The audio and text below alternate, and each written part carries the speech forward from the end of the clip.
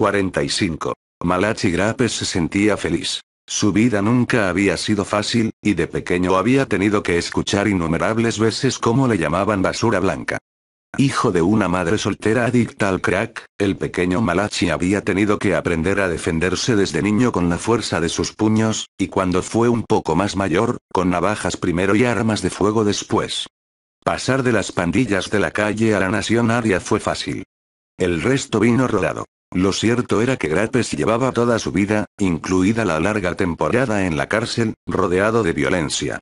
Y había aprendido a disfrutarla. De hecho, le gustaba. Oh, joder, vaya si le gustaba. El informe psiquiátrico de la cárcel hacía una descripción muy detallada de la personalidad de Grappes y de sus marcados raptos esquizoides, unidos a una inteligencia por encima de la media, pero eso a él le daba igual. El dolor ajeno era lo que le motivaba. Y el poder.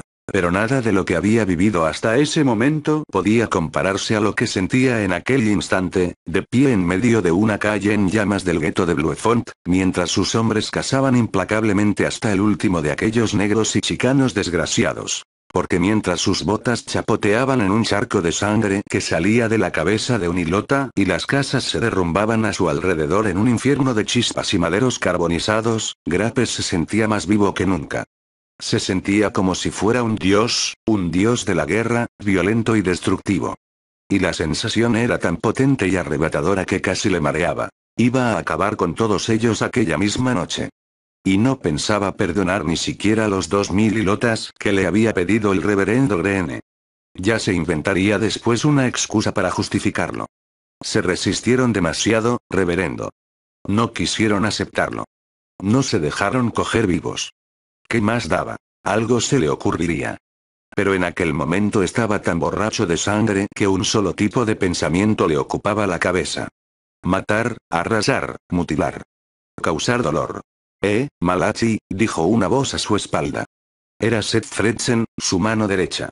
Me dicen por radio que las calles de aquel lado están bajo control, pero parece que tenemos algunos problemas en la zona del centro del gueto. Los negratas se están poniendo tontos y nos están disparando. Grappes bajó la mirada y contempló sus nudillos, con el tatuaje ATGeus escrito en ellos, sin molestarse en ocultar una sonrisa. Aquellos imbéciles del gueto le estaban dando la excusa que él necesitaba. No pasa nada, Seth, dijo amigablemente. Iremos hasta allí a patear sus culos morenos. A ver si aprenden de una puta vez quién manda aquí. Seth Fredsen sonrió, mostrando una dentadura irregular y podrida en la que faltaban varias piezas. Él también estaba disfrutando de lo lindo con aquello. Hizo una seña al amplio grupo de milicianos y guardias verdes que rodeaban el vehículo de Grappes y se sentó al volante del coche de Grappes, mientras su escolta subía a sus propios transportes. Con un rugido de motores, la pequeña caravana comenzó a avanzar por las calles en llamas de Bluefont. A su paso, docenas de figuras corrían a esconderse entre las sombras. Grappes las miró, despectivo. Ya se encargarían de ellas después. Primero había que eliminar a los que aún tenían agallas para enfrentarse a sus hombres. Una vez hecho eso, el espinazo de la resistencia estaría partido por la mitad y el resto serían como corderitos. Aquellos imbéciles. Los justos, se hacían llamar. Como si la justicia tuviese algo que ver con todo aquello. En lo que a Grappes respectaba, la justicia había muerto junto con el antiguo mundo, arrasado por el apocalipsis. Ahora solo imperaba la ley del más fuerte. Y él, con el permiso de Greene, era el más fuerte. Su convoy dobló la esquina y de repente comenzaron a sonar disparos desde todas partes. Grappes oyó un aullido de dolor a su lado. El miliciano que ocupaba la torreta de 50 milímetros de su UMB cayó dentro del vehículo con la mitad de la cabeza reventada por un balazo. Una ráfaga de ametralladora punteó todo un lateral del vehículo y agrietó los cristales reforzados. Como un reflejo, una serie de bultos aparecieron por el lado interior de la puerta, marcando los lugares donde habían impactado las balas. Si esta no hubiese estado blindada, Grappes habría quedado acribillado en ese preciso momento. Elario contempló la puerta, estupefacto, mientras uno de los vehículos de su escolta saltaba por los aires en medio de una bola de fuego. Dos hilotas se alejaron del lugar corriendo, después de haber arrojado unos cócteles Molotov, pero cayeron acribillados por sus hombres antes de poder alcanzar un refugio. Su ordenado convoy se había convertido de repente en un caos completo. Grappes sintió que las venas del cuello se le hinchaban de furia. Seth, que todos los refuerzos vengan aquí inmediatamente. Vamos a joder a esos cabrones. Y que traigan un blindado pesado cagando leches. El lugarteniente asintió y pronunció unas palabras por radio. Mientras, Grappes saltó del vehículo y fue organizando a sus hombres en una línea de fuego que les permitiese salir de la emboscada. Las balas repiqueteaban alrededor del Ario, pero este las ignoraba. Estaba demasiado furioso como para darse cuenta. Finalmente, consiguió formar un semicírculo en una esquina de la plaza, mientras los ilotas se concentraban principalmente en el otro lado. Sus milicianos disparaban a ciegas contra la oscuridad, gastando munición como si estuviesen en un concurso de tiro. No importaba. Tenían de sobra. Todo el jodido depósito de la Marina de Gulfport a su entera disposición. Sin embargo, el fuego de los ilotas se había reducido bastante, y ya solo era un petardeo esporádico, comparado con el huracán de fuego que estaban desatando sus hombres. Grappes gruñó satisfecho. Sospechaba que los negratas estaban quedándose sin munición, pero no quería arriesgarse. De repente, un hombre similar a los suyos, pero sin la cruz verde de Greene en el costado, apareció por una de las bocacalles que desembocaban en la plaza. El conductor pegó un frenazo, tan sorprendido por el encuentro como los hombres de Grappes. Sin embargo, reaccionó con prontitud y aceleró a toda velocidad, mientras su tirador abría fuego contra su línea. La pesada ametralladora de 50 milímetros perforó los blindajes laterales como si fuesen latas de refresco y media docena de sus chicos cayeron retorciéndose de dolor en el suelo. El hombre aceleró y desapareció entre las sombras, como un espíritu malvado. Grappes escrutó la noche, con el ceño fruncido, mientras trataba de seguir el rugido del motor. El hombre se movía rápidamente, de una esquina a otra, aprovechando los charcos de oscuridad para ocultarse y evitar ser un blanco fácil. Cuando sus milicianos quisieron responder al fuego, ya había desaparecido al otro lado de las casas. Desde dentro de los refugios de los ilotas se oyó un aullido de júbilo. El líder de los verdes maldijo por lo bajo. De alguna manera aquellos bastardos se las habían arreglado para apoderarse de uno de sus vehículos. No podía ser otra cosa. A no ser que tuviesen aliados en el otro lado del muro. Eso sería mucho más preocupante. Grappes trató de adivinar quién iba dentro de aquel vehículo, que en aquel instante hacía otra pasada, pero estaba demasiado lejos, y el destello de los disparos le deslumbraba. El convoy de Grappes se había detenido y era tan amplio que suponía un blanco fácil. Prácticamente todas las balas en esa segunda pasada dieron en la diana y obligó a sus hombres a refugiarse detrás de los vehículos más blindados. Grappes se arrepintió de no haber cogido los aparatos de visión nocturna que habían encontrado en el depósito militar. Ni en su más delirante pesadilla se le hubiese ocurrido que los negratas y los sucios chicanos ofreciesen tanta resistencia. Justo en aquel instante sintió temblar el suelo bajo sus pies. Doblando la esquina, una pesada tanqueta Bradley llegaba rodando sobre sus cadenas, mientras el asfalto se agrietaba a su paso. «El blindado está aquí, Malachi», gritó Seth, exultante. «Que avance y que acabe con esos pirados de una vez», gruñó Grappes, señalando las casas del otro lado. El conductor del Bradley escuchó la orden y asintió.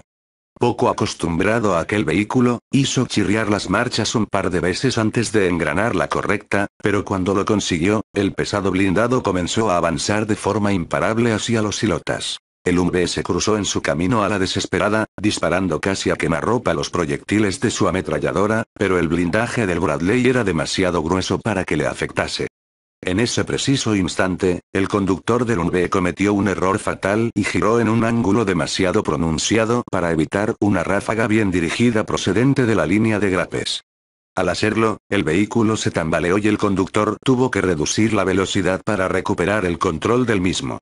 El artillero del Bradley aprovechó ese momento para disparar una andanada contra el Humvee, que había quedado como un pato de feria en su línea de tiro. La ráfaga alcanzó el motor y este reventó con un sonido sordo, proyectando esquirlas de metralla en todas direcciones.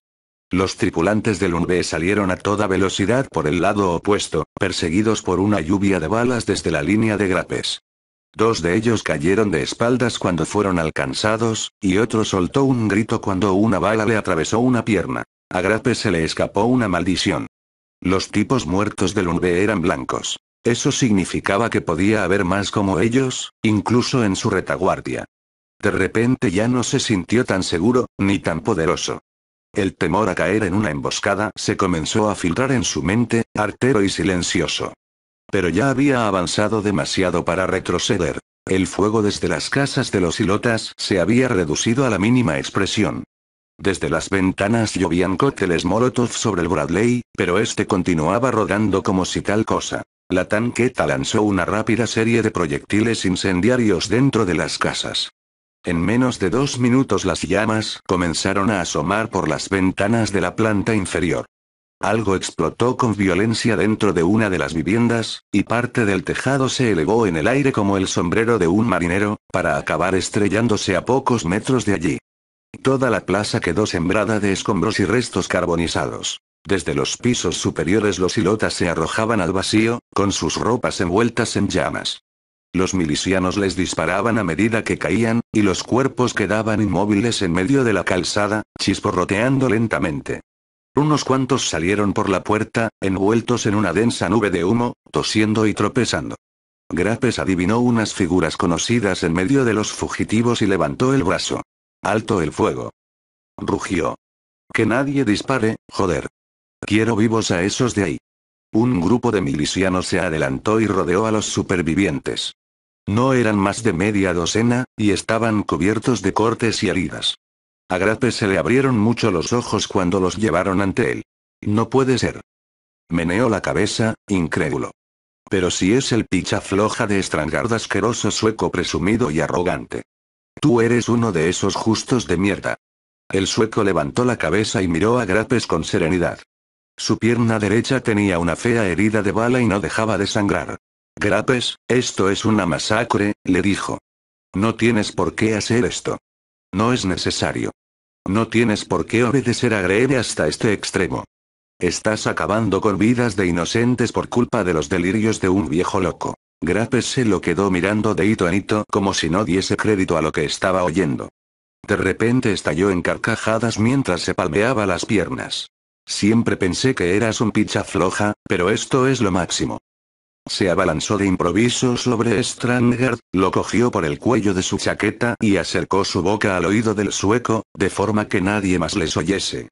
¿De verdad crees que hago esto solo por el reverendo, grandísimo estúpido? ¿No te das cuenta de que esto es el primer escalón hacia algo más grande? ¿Acaso no ves que este es mi destino manifiesto? Subiré por encima de los cuerpos de todos y cada uno de estos jodidos negratas, si es necesario, pero nadie puede detenerme. Nadie. ¿Me oyes? Soy un dios de la guerra, pedazo de sueco maricón. Y has cometido un gran error cruzándote en mi camino. Se irguió en toda su estatura y desenfundó su pistola. La amartilló ruidosamente y la apuntó contra la cabeza del sueco. Vuestro golpe ha acabado antes de empezar. Señaló hacia las ruinas ardientes de las casas de la plaza. El tiroteo en el resto del gueto seguía, pero era cada vez más débil y vacilante. Los verdes, más numerosos y mejor armados, estaban tomando el control de la situación. Si te sirve de consuelo, no teníais ni la más mínima oportunidad. Pero ahora quiero que me digas quiénes son tus compinches al otro lado del muro. Quiero nombres, direcciones, planes. Lo quiero todo. Vete a la mierda, Grapes, escupió Strangard. No vas a dejar que salga vivo de aquí, y ambos lo sabemos. No puedes amenazarme con nada, así que métete tus quieros por el culo. Elario contempló por unos segundos al sueco tirado en el suelo. Está bien. Señaló con la punta de su pistola a Alejandra y a Lucía, que estaban al lado de Strangard, con las ropas chamuscadas y una expresión de horror en el rostro. Seth, coge a una de estas dos y llévatela ahí detrás. Seth Fredsen se acercó exhibiendo su sonrisa podrida, como si aquel fuese el día más feliz de su vida. Del bolsillo de su guerrera sacó unas tiras de papel reactivo y las desprecintó. Pasó una tira por uno de los rasguños que Alejandra y Lucía tenían en sus caras y esperó unos segundos.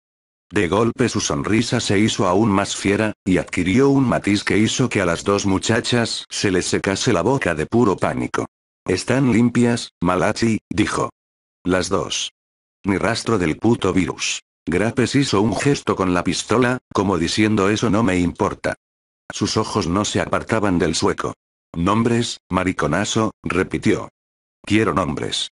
Y yo te repito que te vayas a la mierda, musitó Strangeard, un poco más pálido pero igual de firme. Muy bien, dijo Grapes. Todo lo que suceda a partir de ahora es por tu culpa. Dos verdes sujetaron por los brazos a Alejandra y la levantaron en vilo. La mexicana pataleó y los maldijo, pero no era rival para los arios. ¿Qué hacéis? Gritó Lucía. Soltadla, cabrones. No tengas prisa, bonita, se carcajeó Seth, mientras arrastraban a Alejandra detrás del blindado, fuera de la vista del resto del grupo. Enseguida será tu turno. Tenemos de sobra para las dos. Pasaron unos segundos. Alejandra gritaba y se debatía, forcejeando con sus captores. Sonó un puñetazo y de repente los gritos de la muchacha se mezclaron con sollozos. Alguien desgarró una pieza de ropa. A continuación se empezaron a oír unos sonidos apagados que no dejaban lugar a dudas de lo que estaba sucediendo. Unos golpes rítmicos contra el costado del blindado fueron ganando intensidad hasta alcanzar un paroxismo. Entonces, una voz de hombre bramó, y el golpeteo cesó. Tan solo se oían los gemidos de la joven mexicana. Al cabo de unos segundos, Seth Fredsen apareció de nuevo desde detrás del blindado, subiéndose la petrina del pantalón con expresión satisfecha. Al otro lado de la tanqueta, el golpeteo y los sollozos volvieron a comenzar cuando otro verde ocupó su lugar. Y había otros 6 esperando su turno con expresión golosa. Nombres, repitió Grapes. Dame lo que quiero o la siguiente será ella. Strangeard, por toda respuesta, escupió sobre las botas de Grapes. El ario, enfurecido, le propinó una patada en el pecho que dobló al sueco por la mitad. Lo siento, jadeó Strangeard, mirando a Lucía. Lo siento, pero no puedo hacerlo. Va a matarnos de todas formas. El segundo verde gimió de forma aún más ruidosa que el anterior al llegar al clímax.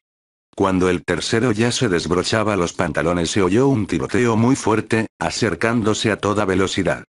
La radio del UNB de Grapes cobró vida repentinamente, con un parloteo excitado de los milicianos. Una columna de camiones desconocidos se está abriendo paso a través del gueto. Gritó Seth, alarmado, sacándose los cascos de la radio. Que los detengan y se los carguen de una vez, joder. Se están quedando sin munición, replicó Grapes, molesto por la interrupción. Dicen que no pueden, contestó Seth, repentinamente asustado. Están armados y han arrollado a nuestros milicianos. El verde tragó saliva. Vienen directos hacia aquí. Grapes levantó la cabeza y por segunda vez en aquella asiaga noche dudó. ¿Era una emboscada? ¿Había subestimado a los negratas? ¿De dónde han salido? Preguntó dubitativo. Dicen que vienen de D. Seth Fredsen dudó, como si no creyese lo que le estaban diciendo por la radio. Vienen de fuera del muro, Malachi. El ario se tambaleó al oír la noticia, pero se recuperó enseguida. Ellos eran más. Además, tenían blindados y munición de sobra. Les prepararían una sorpresa que no olvidarían fácilmente. Está bien, dijo. Vamos a colocarnos de forma que esta plaza sea un campo de tiro perfecto. No saldrán ni uno solo vivo de aquí. Seth, que el Bradley se ponga en posición junto a aquellas sus palabras se interrumpieron de golpe cuando el sonido de una enorme explosión tronó a través de la noche. Todos miraron alarmados hacia el horizonte. Al este, en la otra punta de la ciudad, una enorme nube de fuego se elevaba por los aires. Una ráfaga de aire caliente que olía a gasolina llegó a toda velocidad e hizo revolotear las pavesas ardientes de las ruinas. ¿Qué carajo ha sido eso?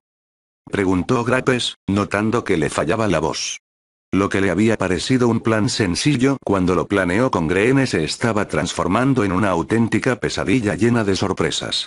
No tengo ni idea, replicó Fredsen. Parece que ha sido cerca de la refinería, pero eso es imposible. Está fuera del gueto, confírmalo por radio, pedazo de cretino. Aulló Grapes, repentinamente asustado. Había llevado con él casi todas las tropas disponibles para el asalto definitivo al gueto.